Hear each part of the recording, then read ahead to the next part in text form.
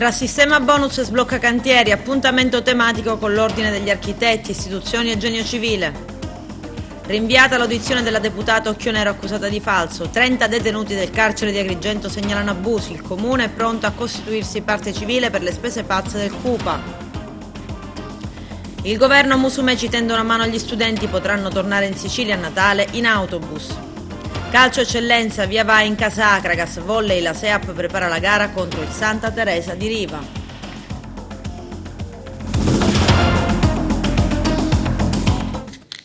Ben trovati gentili telespettatori al nostro appuntamento con l'informazione. Ad Agrigento, a San Leone e al Dioscuri un convegno sul tema norme tecniche 2018, sistema bonus e sblocca cantieri, nuovi strumenti per la sicurezza delle costruzioni e per il rilancio del comparto edilizio.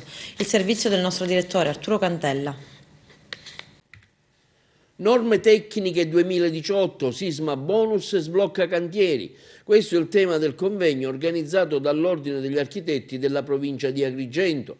Si è discusso in particolare dei nuovi strumenti per la sicurezza delle costruzioni, per il rilancio del comparto edilizio, che ha visto la presenza di qualificati relatori provenienti da tutto il territorio nazionale. Devo dire una giornata emozionante, la partecipazione massiccia di tanti colleghi ci ripaga di tanti sacrifici fatti in questi 2 anni di consigliatura, dove abbiamo posto in essere tanti temi importanti non solo per la nostra professione ma anche per il nostro territorio. E devo dire che questo evento oggi è particolarmente importante perché l'Ordine degli Architetti di Agrigento lo organizza insieme alla Regione Siciliana, all'Assessorato alle Infrastrutture, insieme al Dipartimento Regionale Tecnico e all'Ufficio del Genio Civile di Agrigento. Il tutto coronato all'alto patrocinio del Consiglio Superiore dei Lavori Pubblici. La presenza di relatori importantissimi del Ministero, del Provveditorato delle Opere Pubbliche, del Genio Civile con Rino Lamento, il nostro grande sostenitore di questo Consiglio dell'Ordine. Parleremo di un tema fondamentale, in un momento fondamentale dove assistiamo a crolli, dove assistiamo a chiusura di ponti, dove assistiamo ad infrastrutture carenti che sono proprio le normative tecniche, ma ci sarà anche spazio per la piattaforma in uso di tutti i geni civili della Sicilia, piattaforma sismica che grazie allo sblocca cantiere, allo snellimento delle procedure ci consente oggi di poter liberamente accedere all'ufficio del genio civile a presentare le pratiche del proprio studio, e questo lo faremo grazie al contributo di 2 nostri consiglieri, l'architetto La Greca e la Licata, che sono stati da supporto a tanti colleghi.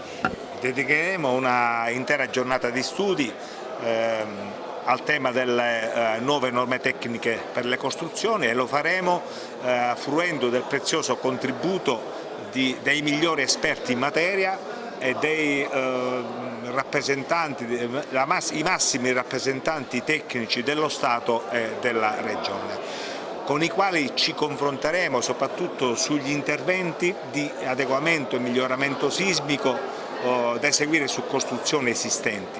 Parleremo delle verifiche che sono necessarie quando una costruzione esistente manifesta chiari segni di degrado strutturale, parleremo dei materiali innovativi come i compositi fibro rinforzati, le fibre di vetro, le fibre di carbonio, tutti materiali che possono essere proficuamente utilizzati per consolidare le nostre costruzioni, per consolidare anche le nostre infrastrutture che manifestano segni di fatiscenza strutturale, infrastrutture che devo dire che dopo il crollo del ponte di Genova destano parecchio allarme e attenzione da parte degli addetti ai lavori. Il problema è proprio questo, che l'apparato normativo sicuramente c'è ed è estremamente complesso.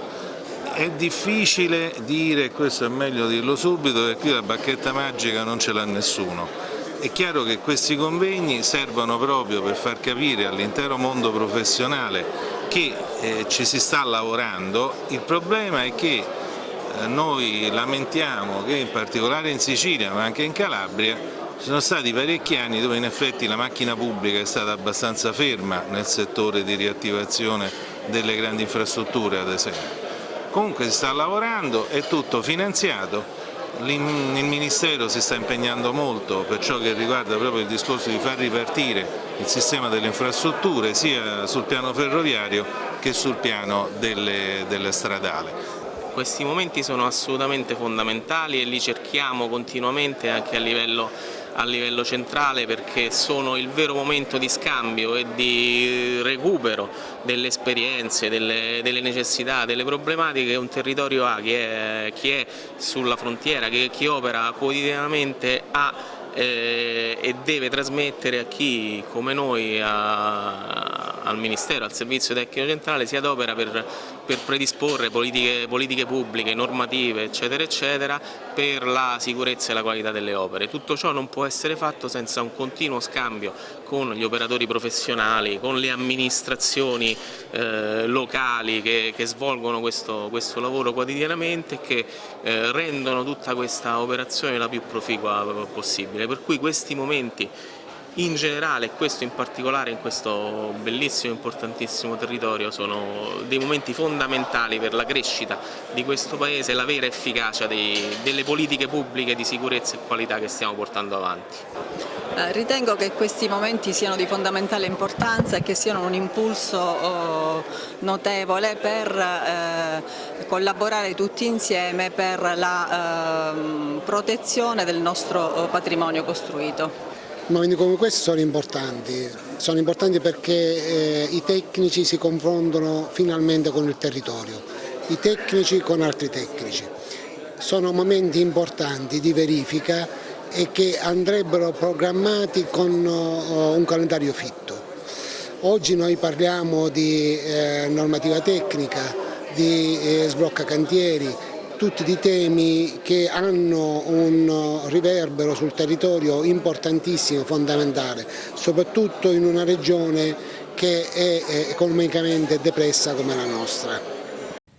Impedimento per motivi parlamentari. La deputata d'Italia Viva Giuseppina Occhionero, indagata per falso dalla Procura della Repubblica di Palermo, che le aveva notificato un invito a comparire per ieri, ha chiesto e ottenuto un differimento per motivi legati a impegni istituzionali. Alla Occhionero viene contestato il reato di falso in concorso, mentre al suo ex collaboratore parlamentare Antonello Nicosia il concorso in falso aggravato. L'interrogatorio della deputata, a quanto si apprende, dovrebbe avvenire comunque prima di Natale. Proprio il ruolo del collaboratore a far venire nei guai la deputata, dopo che il 4 novembre Antonello Nicosia è stato arrestato con l'accusa di associazione. Secondo i pubblici ministeri avrebbe veicolato all'esterno messaggi provenienti da mafiosi detenuti nei penitenziari sparsi nella penisola. Accessi molto più agevoli, con meno controlli, se fatti insieme ad un parlamentare della Repubblica che ha tra le prerogative anche quella di poter effettuare accessi nelle carceri senza alcun preavviso. I sostituti procuratori della Direzione Distrettuale Antimafia di Palermo Claudio Cammiglieri e Pierangelo Padova hanno avanzato la richiesta di rinvio a giudizio nei confronti di 35 persone coinvolte nella maxi inchiesta Kerkent eseguita dalla DIA di Agrigento, guidata dal vicequestore Roberto Cilona, che nello scorso marzo fece luce su una scalata al vertice della famiglia mafiosa di Agrigento di Antonio Massimino, che secondo l'accusa sarebbe stato al vertice di un'associazione a delinquere finalizzata allo spaccio di sostanze stupefacenti. La prima udienza preliminare è fissata il prossimo 27 gennaio davanti il GUP del Tribunale di Palermo Fabio Pilato. Inchiesta sul carcere di Agrigento, 30 detenuti segnalano abusi particolari nel servizio. Si allarga l'inchiesta coordinata dal procuratore della Repubblica di Agrigento Luigi Patronaggio sulle presunte violenze e sulle carenze strutturali all'interno del carcere di Lorenzo. Circa una trentina di detenuti hanno segnalato anomalie e adesso saranno sentiti dai carabinieri. L'inchiesta, per il momento a carico di ignoti per le ipotesi di violenza privata e omissione di atti d'ufficio, è stata avviata in seguito alle denunce dei radicali che hanno presentato un dossier per segnalare violenza all'interno del reparto di isolamento della struttura di Contrada Petrusa. Le indagini hanno avuto un'accelerazione in seguito alla ribalta mediatica del caso sollevata dal deputato d'Italia Viva Roberto Giacchetti, che ha presentato un'interrogazione parlamentare scritta, e da una delegazione del Partito Radicale guidata da Rita Bernardini e dell'Osservatorio Carceri delle Camere Penali, che hanno effettuato una visita ispettiva lo scorso 17 agosto, conclusa con la denuncia al Dipartimento dell'Amministrazione Penitenziaria. Sulla base di ciò, diversi detenuti, una trentina, qualcuno nel frattempo è stato trasferito in altre strutture, hanno scritto ai PM al garante dei detenuti. A sua volta avevano eseguito un'ispezione per segnalare circostanze ritenute, sottolineano fonti giudiziarie, di interesse investigativo. I carabinieri sono stati delegati dal capo dei PM agrigentini di sentirli tutti e acquisire la loro testimonianza. Patronaggio pochi giorni dopo l'apertura del fascicolo ha fatto un'ispezione nella struttura con gli stessi carabinieri, eseguendo riprese video e fotografiche. Il materiale raccolto verrà esaminato per ulteriore sviluppo delle indagini.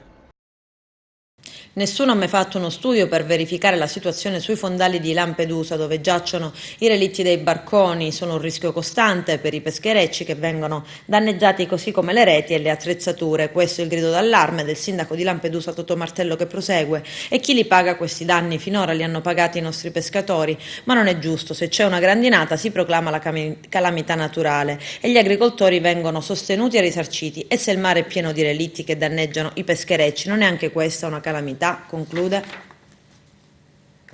In un eventuale processo contro Joseph Misfood per le spese pazze al CUPA di Agrigento, il Comune è pronto a costituirsi parte civile. Vediamo.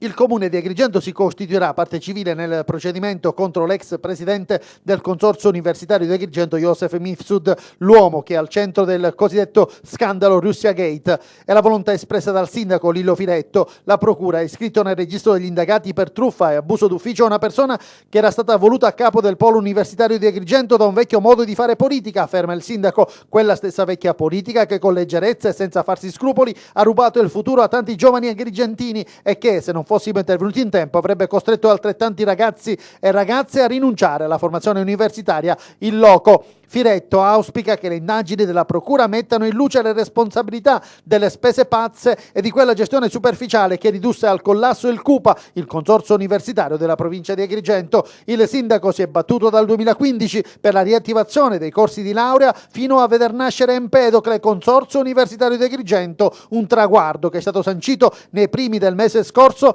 dalla festa delle matricole alla presenza del rettore dell'Università di Palermo, Fabrizio Micari. L'università ora è una realtà, dice Firetto. Dalle legittime proteste degli studenti è rimasto solo un ricordo. È per loro che ci costituiremo parte civile per combattere quel modo di fare politica che, distribuendo privilegi, non si fa scrupolo di compromettere il futuro dei nostri ragazzi. I carabinieri del nucleo operativo e radiomobile della compagnia di Canicattì hanno arrestato 2 ragazzi di origine albanese perché trovati in possesso di 30 dosi di cocaina e 2.000 euro in contanti. Il fatto è avvenuto nel giorno dell'Immacolata, quando una gazzella ha notato un atteggiamento sospetto dei 2 giovani che sostavano fuori un locale con borselli e tracolla. Alla vista dei militari scesi dalla gazzella, i 2, entrambi albanesi, hanno provato a confondersi fra i clienti del locale fingendo di chattare sui loro telefonini. Il tentativo è stato però vano, dato che con grande freddezza e intuito i militari di pattuglia li hanno individuati e portati fuori non senza difficoltà e li hanno controllati. Il risultato non si è fatto attendere. Nel borsello i 2 giovani avevano ben 30 dosi di cocaina per un peso totale di 10 grammi, tutto confezionato e pronto per essere venduto, nonché quasi 2.000 euro in contanti. Per i 2 albanesi sono scattate subito le manette e sono stati portati al carcere di Lorenzo di Agrigento, dove attendono la decisione del giudice. I carabinieri della sezione radiomobile della compagnia di Sciacca, pattugliando il quartiere della Perriera, hanno sentito dei rumori sospetti provenienti dall'isola ecologica. I militari si sono avvicinati e hanno subito notato un uomo intento a recuperare rame e materiale ferroso. L'uomo, un 52enne saccense, vistosi scoperto, ha tentato di fuggire al controllo, scavalcando il muro di cinta e correndo verso il suo scooter. Un tentativo inutile, dato che i militari avevano già avvisato la centrale operativa, ricevendo immediatamente supporto da un'altra pattuglia. L'inseguimento è durato solo pochi metri. All'interno di 2 grandi borsoni i carabinieri hanno ritrovato e sequestrato circa 100 kg di cavi in rame e paletti in ferro. Se rivenduto quel materiale avrebbe fruttato almeno 500 euro per l'uomo. La Procura della Repubblica ha disposto gli arresti domiciliari. Caro voli a Natale, pullman a poco prezzo per gli studenti che dal nord tornano in Sicilia. I particolari nel servizio. Ammirevole iniziativa della Regione. Musumeci si scaglia infatti contro il cinismo di Alitalia e l'insensibilità di Roma. Il governo regionale tende una mano agli studenti siciliani che si trovano al nord e che rischiano di non poter rientrare in Sicilia per il periodo natalizio a causa delle proibitive tariffe aeree. Attraverso l'azienda siciliana Trasporti, una delle partecipate dalla Regione, saranno infatti messi a disposizione per i giovani fuori sede fino ad 8 pullman, ad un costo simbolico per viaggiatore che va dai 10 ai 30 euro. Di fronte al cinismo dei vertici Alitalia e all'insensibilità del governo centrale, spiega il governatore Musumeci, la Regione viene in soccorso di quei giovani studenti siciliani fuori sede impossibilitati a sopportare il vergognoso costo del biglietto aereo. In alcuni casi si superano addirittura gli 800 euro. Per noi si tratta di una battaglia per la giustizia che condurremo senza tregua. Il servizio, che inizia a Milano, prevede una sosta a Roma ed una a Napoli. Sarà offerto dal 20 al 23 dicembre e dal 5 al 7 gennaio. Le prenotazioni si ricevono direttamente all'asta. Nei prossimi giorni tutti i dettagli sui siti ufficiali della Regione e dell'azienda siciliana Trasporti. E sempre sul caro voli è stato appena approvato l'emendamento a firma della senatrice 5 Stelle Barbara Floridia sulle tariffe sociali per gli sconti sui voli da e per Catania e Palermo, uno sconto del 30% sul costo del biglietto per studenti diversamente abili e lavoratori. Si tratta di un primo passo, ma un passo storico per i siciliani. Un lavoro di squadra che si è potuto realizzare grazie all'impegno del vice ministro Giancarlo Cancelleri e di Luciano Cantone.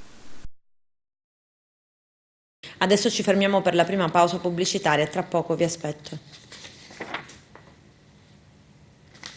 Si è concluso il Sor Optimist Day, scopriamo le attività del Club Agrigentino con Margherita Trupiano. È stato anche Sor Optimist Day per il Club di Agrigento, che ieri ha dedicato un'intera giornata alla celebrazione dei diritti umani. Al mattino al Liceo Classico Empedocle, ieri sera al ristorante Ginger di Carmelo Roccaro. Penso che questa è la parte anche più emozionante e più attiva, no? Abbiamo toccato con mano cosa significa integrazione, cosa significa dignità, cosa significa coraggio. E avere avuto l'opportunità di essere insieme con Mareme e ascoltare la sua determinazione, anche la sua semplicità, è per noi veramente un grande insegnamento come di fatto si passa, come il diritto diventa qualcosa non più solo idealizzato, solo così sulla carta o ragionato, ma è un'esperienza che di fatto porta relazioni, porta umanità, porta armonia. Una serata di racconti e ottima cucina in cui Mareme Cis, pluripremiata chef senegalese, ha raccontato la sua storia lunga e difficile, ma che con incessante impegno e grande bravura l'ha condotta sulla strada del successo. Io questo racconto non solo come una mamma, una donna, però anche di dare anche esempio anche le altre donne, che noi dobbiamo sognare e dobbiamo fare realizzare. Come ti trovi qui adesso?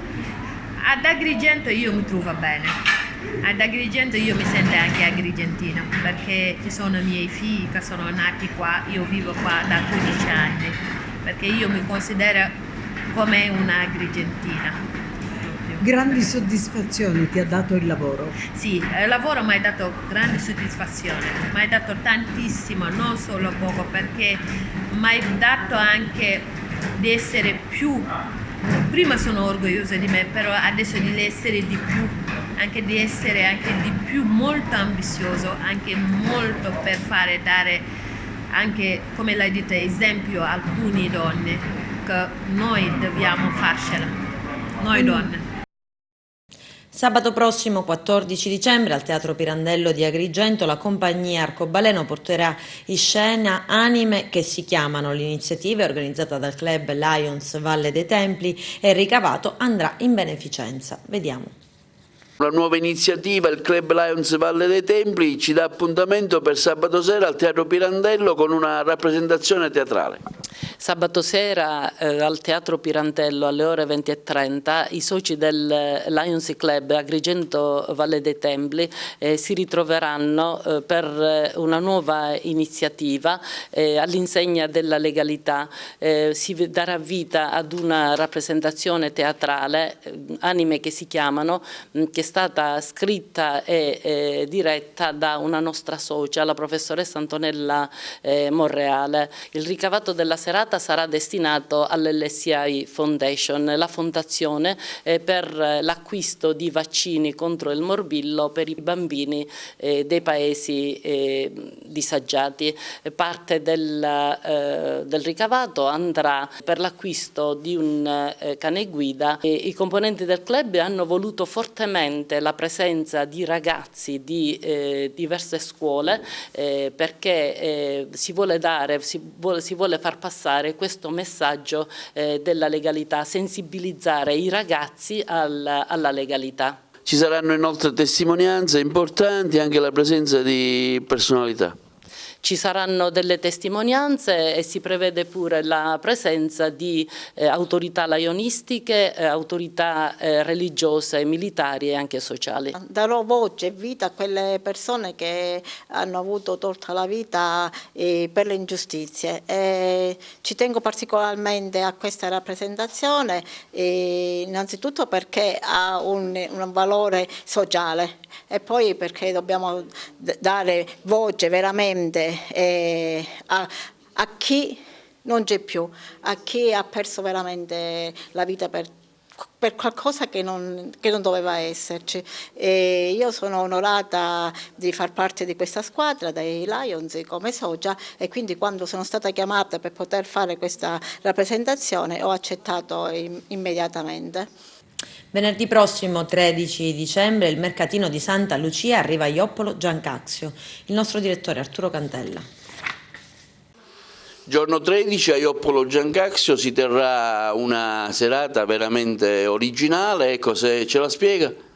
Sì, in realtà cominceremo già dal pomeriggio, dalle 16 saremo già impegnati in attività che riguardano in particolar modo i bambini. Abbiamo allestito lo spazio del rigiocattolo in cui proponiamo un riuso originale dei giocattoli che i bambini non utilizzano più.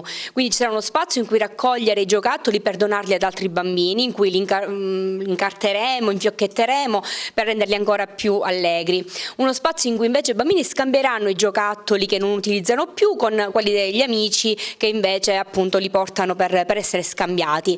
E poi ci sarà invece uno spazio dedicato all'officina del giocattolo in cui alcuni papà si sono resi disponibili a intervenire per aggiustare e riparare i giocattoli che non funzionano più.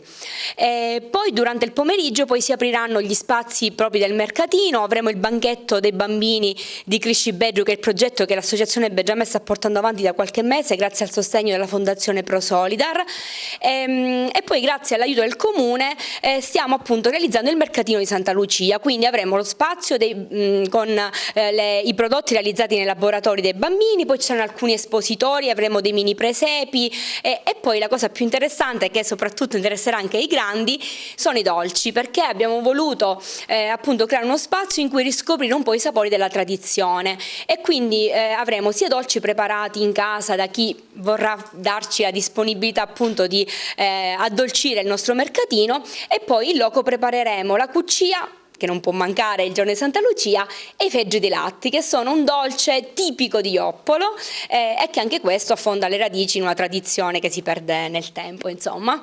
E quindi invitiamo tutti a partecipare. E poi la chicca sarà dalle 8 lo spazio musicale. Avremo nel pomeriggio, già nel pomeriggio, il violinista Ugo Adamo e dalle 20 avremo Piera Loleggio che appunto darà musica e voce al nostro mercatino. Saremo in via Johnson, in un cortile che stiamo rianimando in questi mesi di attività, e quindi siamo in via Johnson in realtà, anche perché la piazza di Ioppolo è al lavoro, quindi saremo in via Johnson 73. Rinnovo delle concessioni demaniali anche in Sicilia per 15 anni, al via la proroga, saranno valide fino al 2033. C'è il servizio. L'Assemblea regionale siciliana ieri ha recepito la norma introdotta con la finanziaria dello scorso anno che rimanda al 2033 il termine delle autorizzazioni per sfruttare le aree demaniali. Pareri discordanti tra i parlamentari, soddisfazione tra gli imprenditori. Alla fine la norma che prevede la proroga delle concessioni demaniali per i lidi è passata anche in Sicilia. I gestori delle strutture attrezzate su spiagge e scogliere dell'isola possono tirare così un sospiro di sollievo. L'ARS ieri sera ha recepito quanto previsto dalla finanziaria nazionale dello scorso anno, spostando il 2033 il termine delle autorizzazioni in vigore. Nessun effetto ha avuto la pregiudiziale presentata dal Movimento 5 Stelle, che ha posto il problema della difformità della norma nazionale rispetto a quanto previsto in Europa in merito alla concessione ai privati dei terreni demaniali. Il nodo principale riguardava l'origine delle attuali concessioni ottenute in assenza di bandi ad evidenza pubblica. Sorrisi tra gli imprenditori rappresentati dalla CNA, la Confederazione Nazionale dell'Artigianato e della Piccola e Media Impresa. Una battaglia vinta, dicono, la nostra azione, ferma e decisa e costante nei confronti della deputazione e del governo, ha prodotto i suoi frutti. Adesso ci fermiamo per la seconda ed ultima pausa pubblicitaria, tra poco vi aspetto. I pensionati in piazza per pensioni più decorose e servizi, particolari nel servizio. Anche in Sicilia i sindacati dei pensionati sono scesi in piazza contro le politiche del governo nazionale in tema di pensioni. Nel 2020 le pensioni cresceranno, ma di appena 3 euro in più all'anno, circa 25 centesimi al mese. Il ricalcolo degli assegni, deciso con decreto interministeriale del Ministero dell'Economia e delle Finanze e del Ministero alle Politiche Sociali, si applicherà anche in Sicilia. Ieri a Messina, sotto la sede della prefettura, si è svolto un sit-in, al termine del quale i sindacati hanno consegnato un documento nelle mani del prefetto con la piattaforma di rivendicazione. Il governo pensa solo a prelevare come se i pensionati fossero semplicemente un bancomat. Siamo stanchi di tutto questo, abbiamo lavorato una vita, le nostre pensioni servono a dare una mano ai nostri figli e ai nostri nipoti e comunque nessuno pensa a noi, solo il fatto della perequazione che praticamente non esiste più. Il governo ci ha dato non un'elemosina, uno schiaffo, semplicemente uno schiaffo, dandoci quel nulla che ci ha riconosciuto, almeno nella previsione della finanziaria di quest'anno. Non è una cosa giusta, noi vorremmo una legge nazionale, una legge quadro sulla non autosufficienza. Le famiglie non riescono più a sostenere il peso di persone non solo anziane ma anche giovani che non riescono ad autogestirsi e non c'è nessuno che aiuta queste famiglie nello stato di bisogno. Noi siamo qua per contestare in tutta l'Italia la negligenza del governo nei confronti di tutti gli anziani di questa nazione, perché non è possibile non avere né aumenti né assistenza né qualsiasi intervento che possa garantire agli anziani la sopravvivenza. Per questo motivo stiamo facendo i picchettaggi in tutte le prefetture d'Italia per richiamare il governo all'attenzione. Siamo 16 milioni di pensionati e pertanto possiamo determinare determinate cose che non è più possibile assistere all'inerzia del governo nei confronti degli anziani.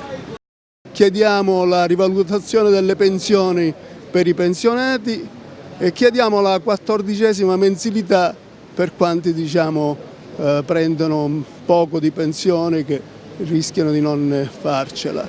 Noi avevamo degli impegni col governo, il governo aveva promesso che avrebbe fatto fronte a tutta una serie di esigenze dei pensionati, questo non è ancora avvenuto, ecco perché vogliamo attraverso questo presidio, questo sit-in di oggi, sollecitare il prefetto, come in tutta Italia stiamo facendo, per rappresentare queste esigenze al governo e nella discussione sulla finanziaria che ci sarà nel corso di questi prossimi 8-10 giorni, se è possibile, tenere conto di quelle che sono le rivendicazioni dei pensionati.